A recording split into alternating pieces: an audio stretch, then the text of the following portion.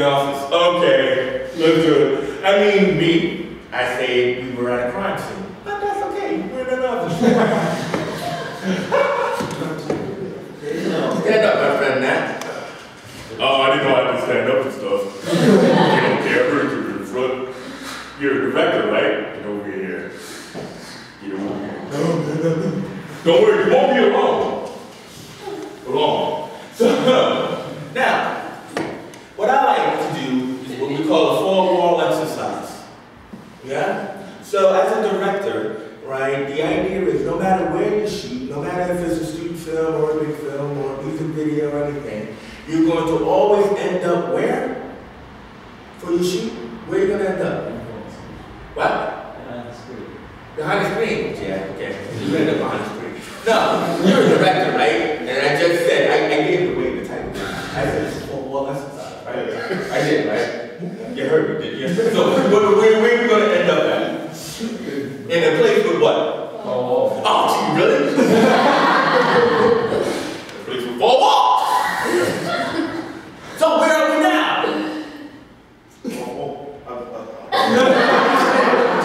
No, we're not on the stage. We're in a place with four walls, man. Look around the tricks. Look at this. Wow. Let's see, that's four.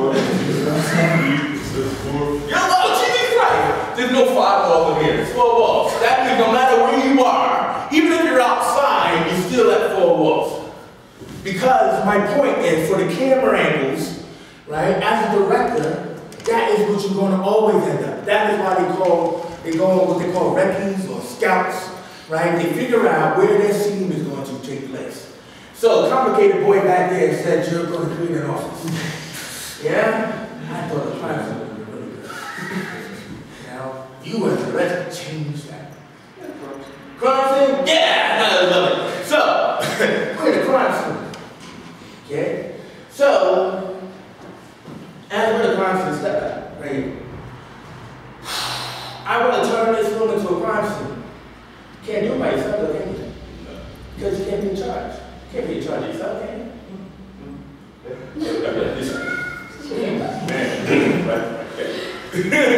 First thing you need is some support.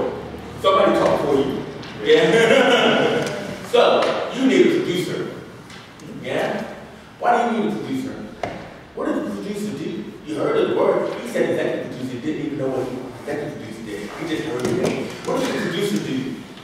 Oh, wait, you the man. What does the producer do? First start with the executive that you brought out. What does he do? He gives the idea to our... He gives the idea, doesn't he? He could. You could be right. Or you could be wrong. No, you don't know? Didn't learn that part, right? So what does the producer do? Phones the production. What? Phones the production. He phones the production? Phones it and gives it going. The producer does? Yeah, I think so. Yeah. They told me, Jesus Christ, man. I looked at your modules, and then a module said production goals. It did, that you're supposed to learn. Executive producer funds the production. Yeah? Okay, so what does the producer do? I got an executive producer. I don't do shit. I don't say that.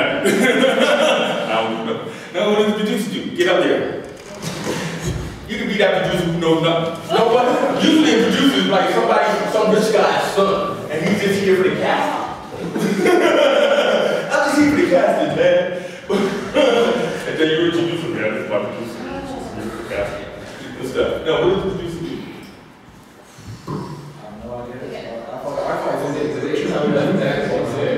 He tells the director what to do. Is he back to the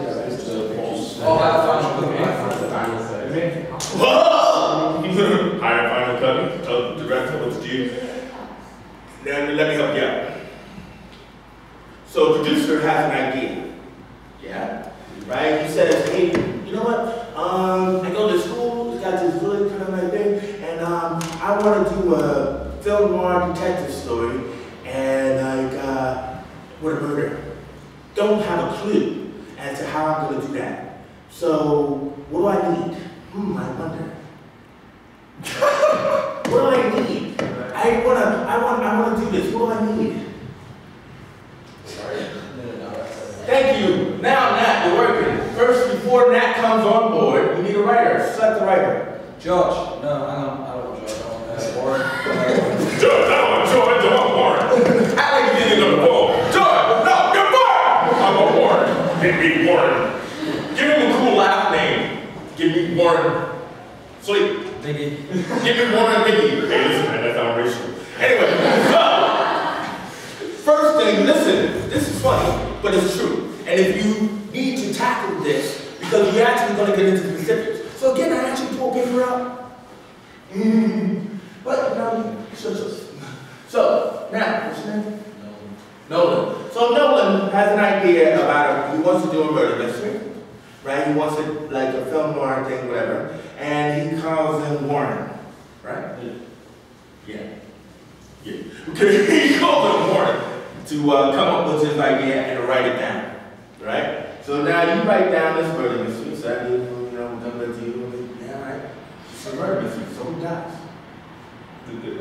Like, close to the manipulative woman killed the dude small. Obviously, the what? Like, the manipulative woman dies. Yeah, manipulative woman dies. Because she double-crossed the guy that killed her. She double-crossed the guy that kills her. It's not like it happened afterwards, but yeah. So there was a double-cross. Yeah, and then Because she's a manipulative woman.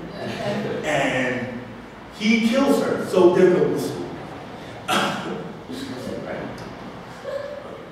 Fine. So, manipulative woman died. Give me a manipulative woman. Ah, you got that. Give me a manipulative woman now. Woman was at Naomi.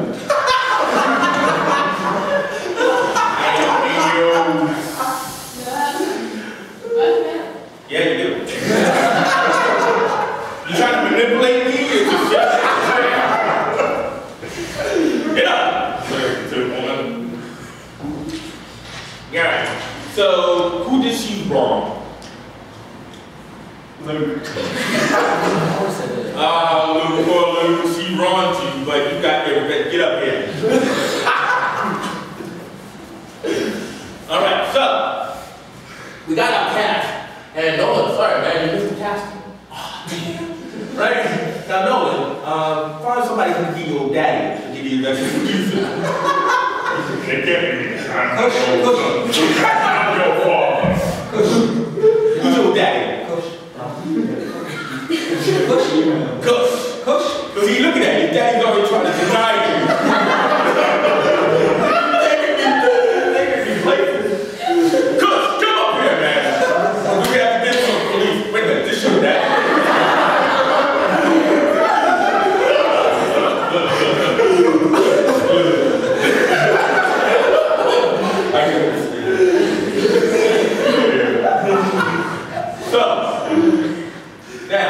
So you went to your daddy to get you some money, right, to pay off your writer for this idea about the manipulative woman, and then now you've gone and hired your director, right, and your director goes, okay, I'm going to do a film noir about a manipulative woman.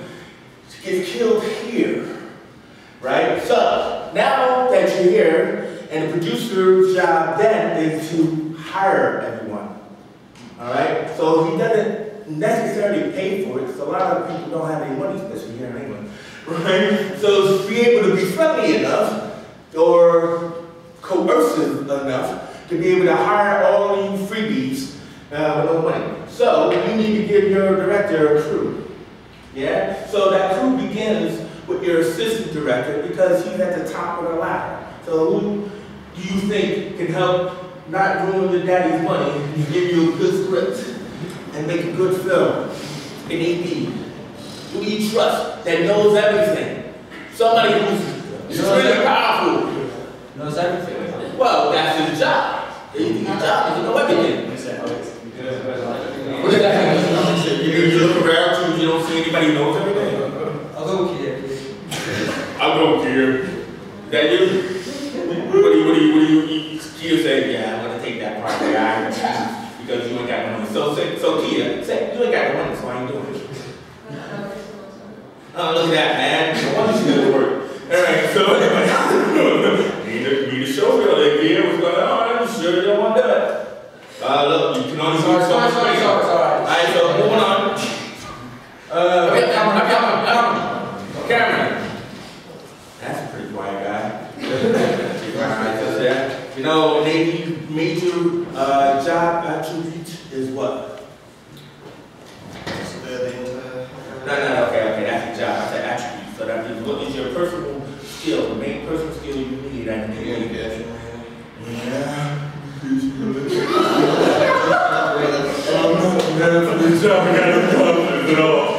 But confidence.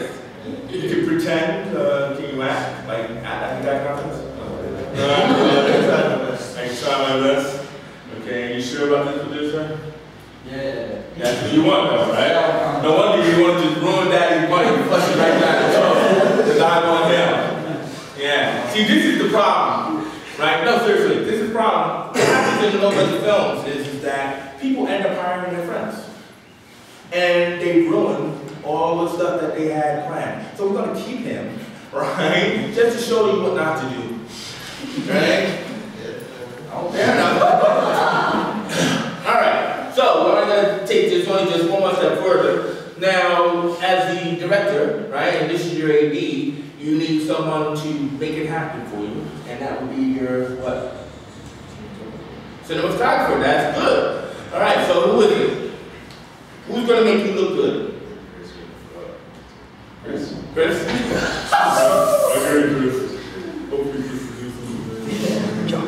This is what he's on say. I'm holding a camera for you. Right? So, this is a four-wall exercise. Now, pretty much there's a whole crew of people, you know, art director, costume designers, makeup artists, PAs, production runners, you know, gaffers, electrics, sound, all of those people. But these are kind of like the pivotal ones. Alright? So right now we're just going to have a little fun game and I'm just going to watch you torture yourselves with your lack of knowledge. As a director, you know what your job is. Alright? Now, as a director, you know what your job is. You were trying to create a scene, right? A crime scene, film noir, and I want you to talk to your crew in the job roles that they're supposed to have. And Nolan, right? What? You've gone home? That's nice. Right? But Nolan, get back. What you can do though is you can be a real producer and just sit over there and act like you're not interested and wonder how come the actress doesn't look like you expected from the headshots. Seriously, let's sit right over there on the side. Go ahead, let's sit right over there on the side. And Kush, right? Kush, right? Kush, all right, Daddy, you can sit over there with your son. Where do you think you belong? You think you belong on set now, right? Yeah. Now, what I want you to do, Kush, is from time to time, because you know this will not end well. So time to time, I want you to be over there with a nose saying, my money is going down the drain right about now. Right? Can you do that for me? It's an exercise. Yes? You're his money maker. My money is going down the drain. What the hell? Make something happen. Do something. Who do you think you should be? Now, you're the director. You're on set. Yeah? He's your actor. That's your writer. This is your DP, and that's your AD. What are you gonna do? What was he? I don't know if you know. I'm not here, actually. I'm here. This is your world. Right. I'm just gonna do DVD commentary with you. I'm going to walk the scene. Do something. First of all, maybe you should figure out what the scene is. If you don't know, you can always ask the writer. He's standing right over there and wonder why he's here. What's he doing there? So, we have someone, someone dead on the floor. I'm trying to say up there, you're on the floor, you're dead. And you could be the guy killed us, you're hiding or something like that, that's in the crime. Yeah, you're the creepy guy that's in the crime. Yeah, I thought that on elementary. You know that show? My dad still went out the drain and needs some attractive. So it's appealing to females and attractive males. Maybe we get some more attractive.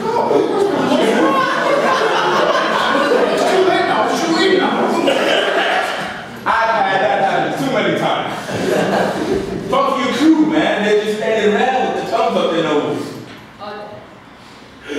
so you got Anything about this? If you just got the understood somewhere around there, I'm guessing you need a prop gun behind there, something like that, and weapon. Yeah, we did that. Wow. DP, what are you gonna do? You just looking at her, like waiting for her to fly or something. What are you gonna do? I'm gonna like get the light in the video and then Now, that's somebody who says something right. He doesn't know what he's talking about when he says something right. What did I say at the beginning? That this was what kind of scene it was? Film Noir. So what kind of language should you be doing, DP? Hey, there's only one DP there. Dark shadowy. How you gonna do it? Look at the room. Don't act like it's magic. Yeah. I love that how you got confidence. Niche blinds. So, director, why don't you tell him what are you doing with the niche blinds then? Since he doesn't know, what is he doing? How does he set that up? How does he lit? Make sure it's low key. What? It's low key. Stucky? Low key. Low key lighting. Do you know what that means? Because I know you know the word. It's partially like there's no fill light. There's no light that fills the whole scene. But it's like shadows. So that means you want him to do that. So describe it to him. Yes. I want there to be a little bit of light, but not a lot. Not filling the whole room. Just like loads of shadows. Like all the characters are in darkness, but you can still make out the dead kind of. So where did the little bit light gonna be? I'm the voice of the DP. like spotlight kind of Yeah, right. So where are you gonna spot? You gonna spot up there? You gonna shoot it up? No, spotlight down on that. Onto where? Onto her?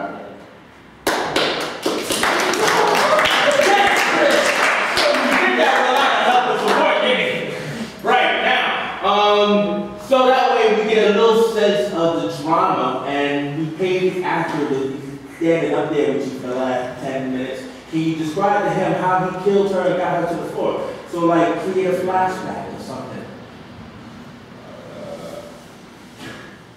A flashback of what before? A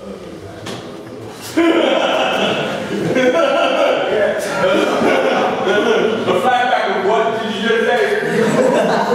Did you just say a flashback of what? Let's see. If we're going back, and she go to the floor. I don't know how far back. How far back? Then go back to Cleveland. No. We're in this room. Right? We're in this room. How far back do you think we want to see? Just a minute. Yeah. Gotcha. You want to see the world? No, we didn't see it yet. You gotta tell the actor how he killed her. Demonstrate. Do something. You said block the scene. Yes, she's done. Yes, done. Yeah. Just take it too long. Producer, take it too long and your daddy has lost all his hard money. No, I don't get a bit missed off that it was not money. Can you cut it short, just get this done and these are. Yeah! Woo! I'm gonna be the bailiff in a second. Actually, yeah, you take it too long. So I'm the guy who actually owns the room that you're in. And I want some more money because these people are still here. What's going on? How long is this going to go on for? You have no clue. All right. Clap and scene. And scene. That means clap. Now, this was a struggle, I know, right? Have you ever made anything? Yes, A little bit, yeah. But you want to be a director, though, right? Yes. Now tell me, how did that feel to be really kind of like totally embarrassed? Okay, maybe you weren't embarrassed. But how did that process feel? It felt difficult. Difficult? Why? Because Well, guess what? This is the real world. Seriously, and it's a good learning for all of you. This is real world, my friend. You have just had a real world experience. Now, when you do a student film with your mates, you know, all of this distance and confusion, this is what they're thinking. And it's not just about you, it's about all of you when you're doing the same thing. The idea is that even though this idea was just thrown on you right here and now, it is going to happen. At some point in time, you're going to plan, you're going to make a shot list, you're going to make a schedule, you're going to do all those things that your teacher tells you that you should prepare yourself for. But what you haven't prepared yourself for was the unexpected. So the unexpected is that this is your actress who shows up and your producer's pissed off. That's unexpected. What you just said is, what the hell am I supposed to do? You did. What's unexpected is that, like, hey, I'm here to film a film noir, right? And I'm supposed to look around and set the scene. What I would have liked to happen is you put the girl down here, that's okay, right? The lighting is coming from here, yeah? But what it is that, so the light streams in, you have Venetian blinds, right? Where would you put the camera? This is the last question. Where would you put the camera? I asked him, where do you put the camera?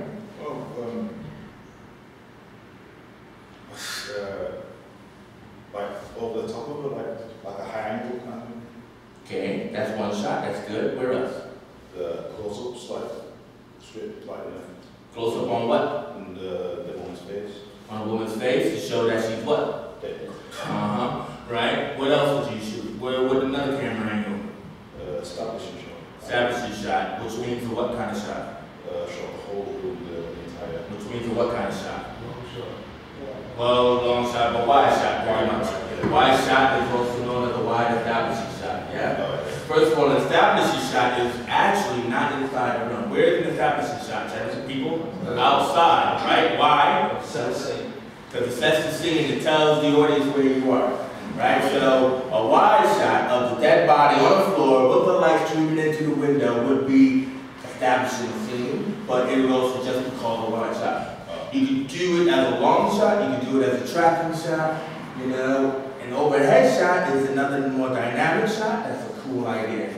Close-ups is also good, right?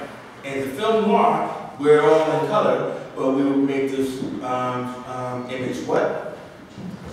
Black and white, because we're not Stephen Frears doing neo-noir. Neo-noir is when it's in color and it's still, you know, crushing the glass and making real deep shadows, yeah? So in that aspect is that my point is you have to think fast and you have to have all of these different ideas in your head, all of these different angles, because my first question, and you guys all sit down, my first question to you was style and technique. I didn't expect to do that exercise right then and there, but style and technique.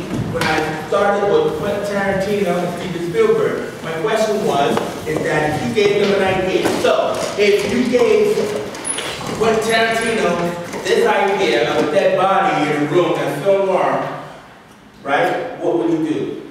Anybody? Have a lot of gore, possible. What else?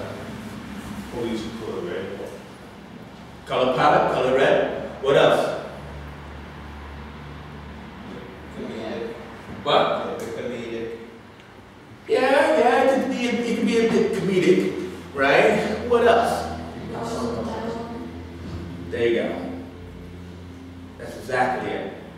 Yeah? All of your answers are right. But if we are asking the question about style and technique and showing how Spielberg would be different, it would be about the dialogue.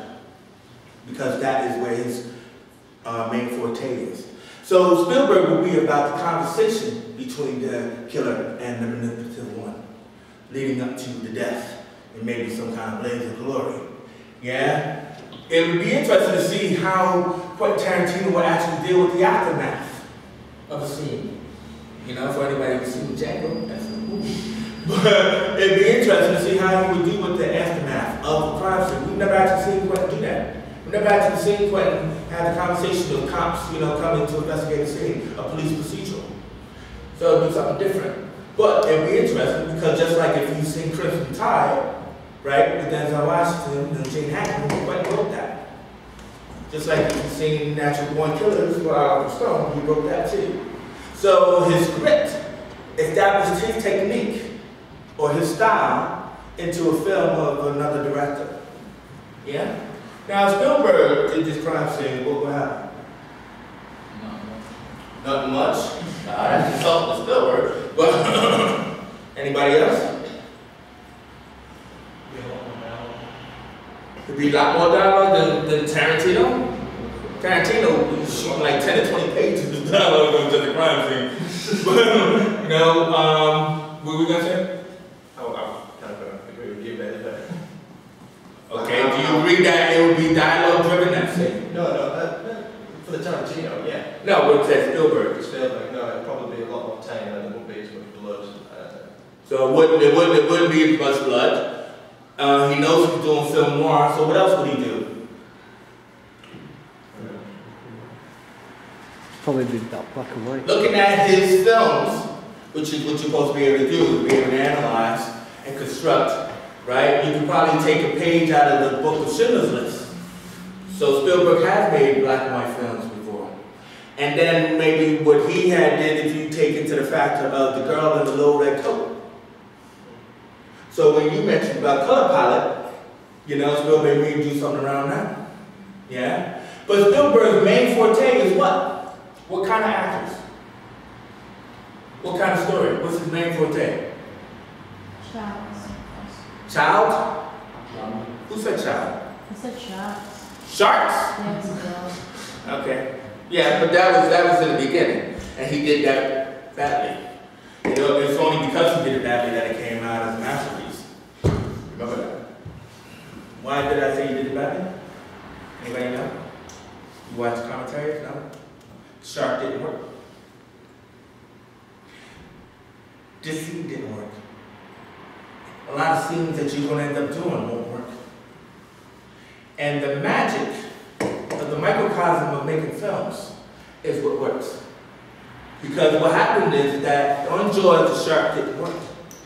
They're out in the water in the ocean for days, turning into weeks. And they can't get the shark to like stick his head out of the water, do all kind of things. Yeah? It was a big like thud. You know, and it was Spielberg's like, you know, big movie. It wasn't the first movie, but it was just like, hey, yo, look, I've been given a lot of money here and a lot of trust, and I gotta come up with an idea fast. Then somebody came up with the idea of music, which is his composer came up with the right? And then somebody came up with the idea of just taking an underwater camera and just going around like this, shooting a bunch of POV shots underwater. And then that is yours.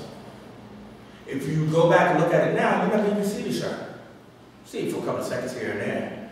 But what you see, what you actually feel is the tension, the suspense of the shark. And that was rare at that time. People weren't making films like that.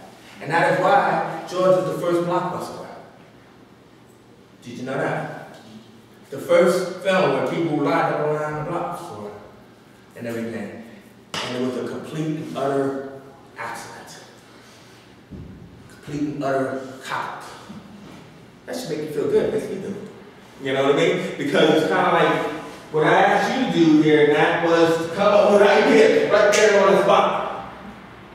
I don't know how this goes, I don't know what you want me to say. I want you to say anything. I want you to say what you want to say. I want you to make an interesting scene. You were given an opportunity to do that. And you had your people and your pressure onto you, and that is what's going to happen. This was one very small. Sometimes I throw in the art directors and I throw in the costume designers, and the idea of that exercise is that people are flooding you with useless information. And that's what happens when you're actually working out in film, video, anything, is that you have clue people who wonder why I'm here. And then you have what happened in the beginning, where people start throwing out ideas from the sideline, which I call like directed by committee.